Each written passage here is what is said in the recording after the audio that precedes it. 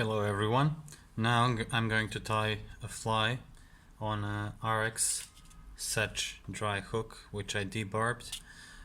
So this is a size 12 and I'm going to make rather large caddis. So I'm going to start my thread right at the spot where I want my wings to start, and I'm going all the way back with my thread, and I'm making a foundation for my body. For the body I'm going to use a mix that I previously made using squirrel fur and some UV dubbings. So I'm just going to go into the bend a little bit. I like this shape of the hook because it allows my fly to penetrate the body of the fly to penetrate the water. Now use the dubbing like this. You want it to be sparse, so you can just work it around the thread, and the less dubbing you use, the more secure it's going to be on the hook, because if you make a thick dubbing rope, it's going to have less pressure between the thread and the hook, because dubbing is soft.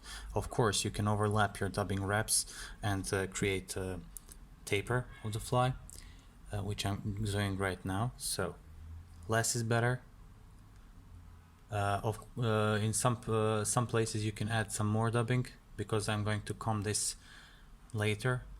Let's comb it out to suggest more legs, more liveliness in this fly. As you can see, I'm overlapping slightly as I go over the hook. Now I'm going to use just like almost one layer. This is a bit too thick, but never mind. So cover the thread and go to the spot where you want your wings to start. You can make a thread foundation here. Now the next step is to comb out this fly to make it even more lively. You will see the effect right away. So it's like a nymph body, pupa body, whatever. For this one I'm going to use natural CDC, which has this triangular shape, so when I pull it back I will use all those fibers. I'm not going to have any excess fibers. I prepared 3 CDC feathers, as you can see. So 2 darker ones, 1 lighter one, so I can see my fly better. No need to use indicator materials on this one, for the top of the fly, but you can if you want, if you have any needs for that. So make sure that the length of these wings is correct. Longer, shorter, as you want. I mean, it's not very important for the fish, it's more important for the fly.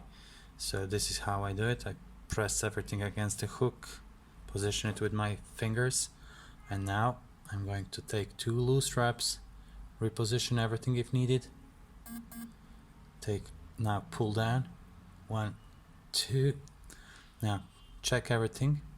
Now is the time to correct everything. 3, and now go to the front, make few turns, and everything is secured right now with the white feather on the top. Now cut those excess fibers by some angle, so you can press down those fibers as they get longer and longer. You will press each fiber individually, so it's going to be even more secured. Okay, this is it.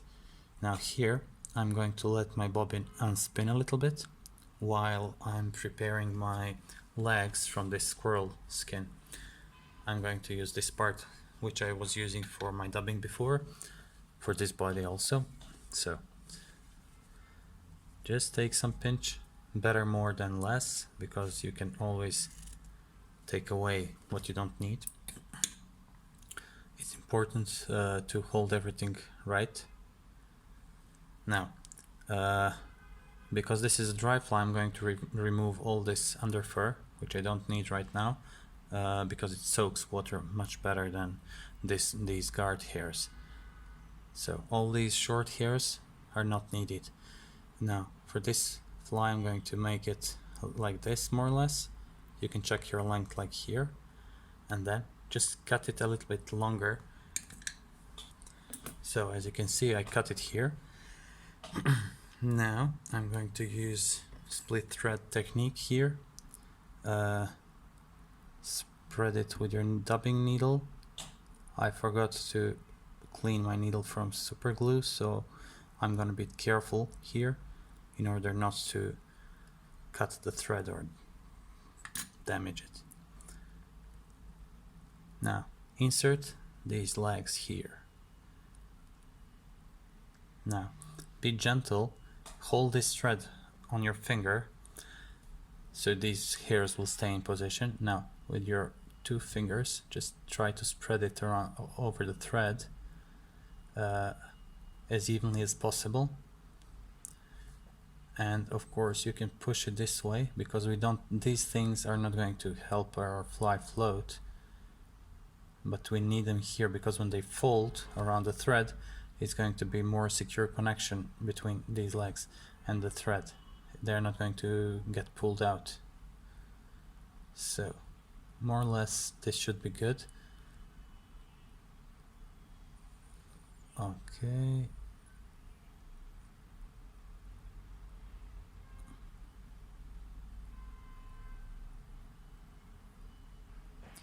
Now when you're satisfied with this, align those legs as much as you can. Keep your thread over your fingers, spin the bobbin down. Spin the bobbin. Now keep twisting the thread. You'll know everything is good if your thread and legs are looking like this and not like this.